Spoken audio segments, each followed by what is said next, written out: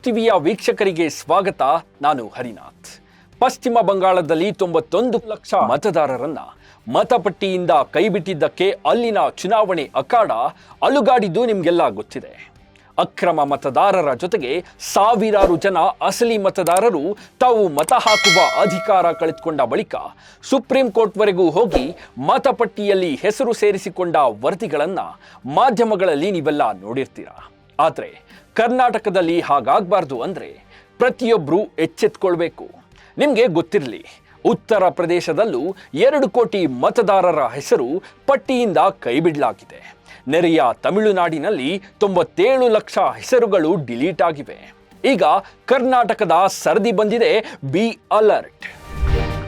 ಕರ್ನಾಟಕಕ್ಕೂ ಮತಪಟ್ಟಿ ವಿಶೇಷ ತೀವ್ರ ಪರಿಷ್ಕರಣೆ ಅರ್ಥಾತ್ SIR ಬಂದಿದೆ. ನೀವು ಅಲರ್ಟ್ ಆಗಿರದಿದ್ರೆ ನಿಮ್ಮ ಮತಕ್ಕೆ ಸಂಚಕಾರ ಬರಬಹುದು. ಹೌದು, ಚುನಾವಣಾ ಆಯೋಗವು ಕರ್ನಾಟಕ ಸೇರಿದಂತೆ 16 ರಾಜ್ಯಗಳು ಮತ್ತು 3 ಕೇಂದ್ರಾಡಳಿತ ಪ್ರದೇಶಗಳಲ್ಲಿ 3ನೇ ಹಂತದ SIR ನಡೆಸುವುದಾಗಿ ಘೋಷಿಸಿದೆ. ಜೂನ್ 30ರಿಂದ ಜುಲೈ 29ರವರೆಗೆ ನಮ್ಮಲ್ಲಿ 1000 ಪ್ರಕ್ರಿಯೆ ನಡೆಯಲಿದ್ದು 5.56 ಕೋಟಿ ಮತದಾರರು ಈ ಪ್ರಕ್ರಿಯೆಗೆ ಒಳಗಾಗಬೇಕಿದೆ. ಅಕ್ರಮ ವಲಸಿಗರನ್ನ ಮತಪಟ್ಟಿಯಿಂದ ತೆಗೆದುಹಾಕೋದು ಇದರ ಉದ್ದೇಶವಾದರೂ ಅನ್ಯ ರಾಜ್ಯಗಳಲ್ಲಿ ಅಸಲಿ ಮತದಾರರ ಹೆಸರನ್ನ ಮತಪಟ್ಟಿಯಿಂದ ಕೈಬಿಟ್ಟ ಕಾರಣ ಎಲ್ಲರೂ ಎಚ್ಚರ ವಹಿಸಬೇಕಿದೆ. 3,96,000 BLOಗಳಿಂದ 3ನೇ ಹಂತದ SIR ಪ್ರಕ್ರಿಯೆ ನಡೆಯಲಿದ್ದು ಅಕ್ಟೋಬರ್ 7ರಂದು ಕರ್ನಾಟಕದ ಅಂತಿಮ ಮತದಾರರ ಪಟ್ಟಿ ಪ್ರಕಟವಾಗಲಿದೆ. SIR ವೇಳೆ ಹೆಸರು ಆಧಾರ್ ಹೊಂದಾಣಿಕೆಯಲ್ಲಿ ಸಣ್ಣ ವ್ಯತ್ಯಾಸಗಳಿಗೂ ತೆಗೆದುಹಾಕಲಾಗುತ್ತೆ. ನೋಟಿಸ್ ನೀಡದೆ ಕೈಬಿಡಲಾಗುತ್ತೆ.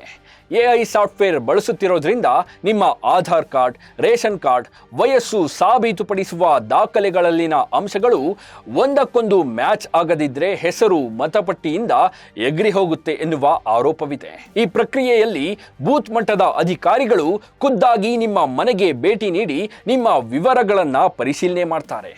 ಕುಟುಂಬದಲ್ಲಿರುವ ಸದಸ್ಯರ ಸಂಖ್ಯೆ, ಅವರ ವೋಟರ್ ID ವಿವರಗಳು ಮತ್ತು ಪ್ರಸ್ತುತ ವಾಸವಿರುವ ವಿಳಾಸವನ್ನ ತಾಳೆ ನೋಡ್ತಾರೆ.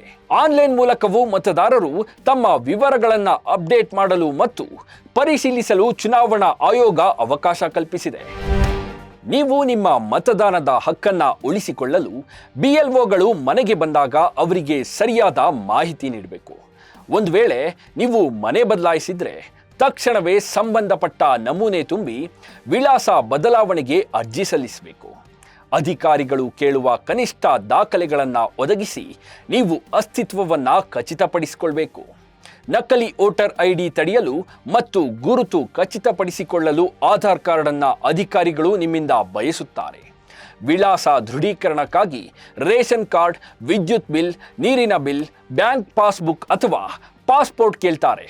ವಯಸ್ಸಿನ ದೃಢೀಕರಣಕ್ಕಾಗಿ SSLC ಅಂಕಪಟ್ಟಿ ಅಥವಾ ಬರ್ತ್ ಸರ್ಟಿಫಿಕೇಟ್ ಅಗತ್ಯವಿದೆ. ಆದರೆ ಇದು ಹೊಸ ಮತದಾರರಿಗೆ ಮತ್ತು ತಿದ್ದುಪಡಿಗೆ ಮಾತ್ರ.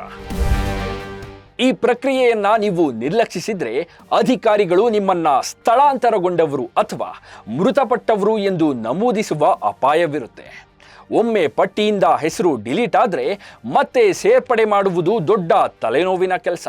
ನಿಮಗೆ ಹೇಳಿದಂತೆ ಪಶ್ಚಿಮ ಬಂಗಾಳದಲ್ಲಿ ತಮ್ಮ ಮತ ಉಳಿಸಿಕೊಳ್ಳಲು ಸುಪ್ರೀಂ ಕೋರ್ಟ್ ಕದ ತಟ್ಟಿದ ಉದಾಹರಣೆಗಳು ಇವೆ. ಗ್ರೇಟರ್ ಬೆಂಗಳೂರು ಪ್ರಾಧಿಕಾರ ಸೇರಿದಂತೆ ಮುಂಬರುವ ಸ್ಥಳೀಯ ಸಂಸ್ಥೆಗಳ ಚುನಾವಣೆಗಳ ದೃಷ್ಟಿಯಿಂದ ಈ ಪರಿಷ್ಕರಣೆ ಅತ್ಯಂತ ಮಹತ್ವ ಪಡೆದುಕೊಂಡಿದೆ.